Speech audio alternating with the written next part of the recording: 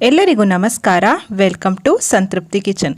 ಇವತ್ತು ನಾನು ಒಂದು ಸಾಂಪ್ರದಾಯಿಕವಾದಂತಹ ಅಡಿಗೆಯೊಂದಿಗೆ ಬಂದಿದ್ದೀನಿ. ಇದು ನಾನು ಮಾಡ್ತಾ ಇರೋದು ಕಾಳು ಮೆಣಸಿನ ಹಾಲು ಸಾರು. ಈ ಸಾರಿಗೆ ಟೊಮ್ಯಾಟೋನೂ ಬೇಡ, ಬೇಳೆನೂ ಬೇಡ, ತುಂಬ ಸುಲಭವಾಗಿ ಮಾಡ್ಕೊಳ್ಬೋದು. ಜ್ವರ ಬಂದು ಬಾಯಿ ರುಚಿ ಹಾಳಾದಾಗ ಅಥವಾ ಶೀತ, ಕೆಮ್ಮು, ನೆಗಡಿ, ಗಂಟಲು ನೋವು ಇದ್ದಾಗ ಬೇಗನೆ ಪರಿಹಾರ ಸಿಗುತ್ತೆ, ಬೇಗ ರಿಲೀಫ್ ಅನಿಸುತ್ತೆ. ತುಂಬ ಸುಲಭವಾಗಿ ಮಾಡುವಂತಹ ರೆಸಿಪಿ.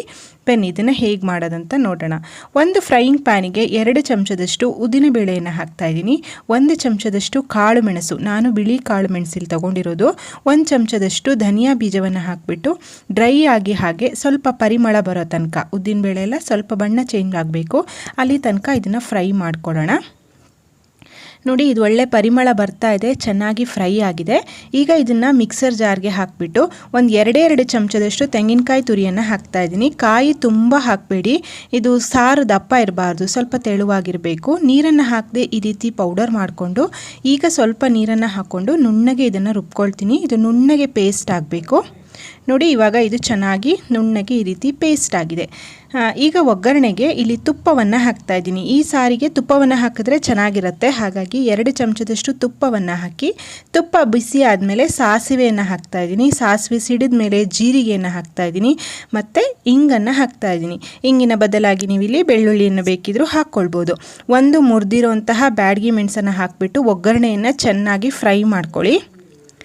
ಆಗಲೇ ಹೇಳಿದಾಗೆ ಇದಕ್ಕೆ ಟೊಮೆಟೊ ಆಗಲಿ ಬೇಳೆ ಆಗಲಿ ಏನೂ ಬೇಕಾಗೋದಿಲ್ಲ ಫ್ರೆಂಡ್ಸ್. ತುಂಬ ಹೆಲ್ದಿಯಾಗಿರುವಂತಹ ರೆಸಿಪಿ ಇದು. ಒಗ್ಗರಣೆ ಬೆಂದ ಮೇಲೆ 1 ಲೋಟದಷ್ಟು ನೀರನ್ನು ಹಾಕಿಬಿಟ್ಟು ರುಬ್ಬಿರೋಂತಹ ಮಿಶ್ರಣವನ್ನು ನಾನೀಗ ಇದಕ್ಕೆ ಹಾಕ್ತಾ ಇದ್ದೀನಿ. ತೆಂಗಿನಕಾಯಿಯನ್ನು ಹಾಕಿರೋದ್ರಿಂದ ಸ್ವಲ್ಪ ಗಟ್ಟಿ ಬರುತ್ತೆ, ಸೊ ಮಿಕ್ಸರ್ ಜಾರ್ಗೂ ಸ್ವಲ್ಪ ನೀರನ್ನು ಹಾಕಿಬಿಟ್ಟು ಚೆನ್ನಾಗಿ ಇದನ್ನು ಮಿಕ್ಸ್ ಮಾಡ್ಕೊತಾ ಇದ್ದೀನಿ.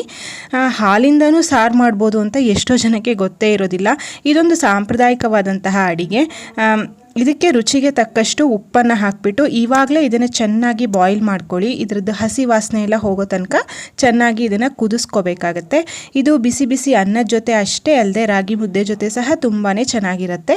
ನೋಡಿ, ಇವಾಗ ಇದು ಚೆನ್ನಾಗಿ ಕುದೀತಾ ಇದೆ ಅನ್ನುವಾಗ ನಾನು 1 ಲೋಟದಷ್ಟು ಹಾಲನ್ನು ಹಾಕ್ತಾ ಇದ್ದೀನಿ. ನಾನು ಕಾಯಿಸಿ ಆರಿಸಿಟ್ಕೊಂಡಿರೋಂತಹ ಹಾಲು, ಹಸಿ ಹಾಲೆಲ್ಲ ಬೇಡ, ಕಾಯಿಸಿರೋಂತಹ 1 ಲೋಟದಷ್ಟು ಹಾಲನ್ನು ಹಾಕಿಬಿಟ್ಟು ಜಸ್ಟ್ 1 ಕುದಿ ಬರೆಸ್ಕೊಳ್ಳಿ.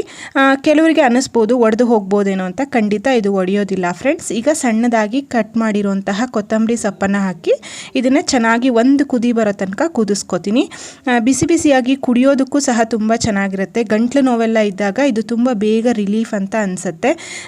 ಇದು ತುಂಬ ಫೇಮಸ್ ಮಲೆನಾಡಿನ ಕಡೆ ಎಲ್ಲ ಹಾಲು ಮೆಣಸಿನ ಸಾರು. ಬಾಣಂತಿಯರಿಗೂ ಸಹ ಇದನ್ನು ಹೆಚ್ಚಾಗಿ ಮಾಡಿಕೊಡ್ತಾರೆ. ಇದಕ್ಕೆ ಊಟ ಮಾಡುವಾಗ ಬೇಕಿದ್ರೆ ನೀವು ನಿಂಬೆಹಣ್ಣಿನ ರಸವನ್ನು ಹಾಕ್ಕೊಂಡು ಊಟ ಮಾಡ್ಬೋದು. ಹಾಲು ಹಾಕಿರೋದ್ರಿಂದ ಈಗ ಹಾಕಬಾರ್ದು. ನೋಡಿ, ಇವಾಗ ಚೆನ್ನಾಗಿ ಇದು ಕುದೀತಾ ಇದೆ. ಕುದ್ಮೇಲೆ ನಾನು ಫ್ಲೇಮನ್ನು ಆಫ್ ಮಾಡ್ತಾ ಇದ್ದೀನಿ.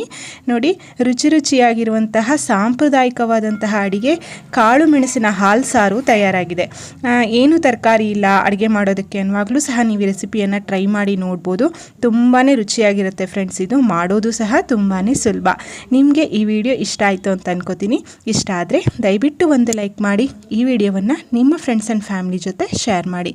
ಮತ್ತೊಂದು ರುಚಿಯಾದ ಅಡುಗೆಯೊಂದಿಗೆ ಮತ್ತೆ ಬರ್ತೀನಿ. ಅಲ್ಲಿಯವರೆಗೂ ಧನ್ಯವಾದಗಳು. Thank you for watching. Thank you.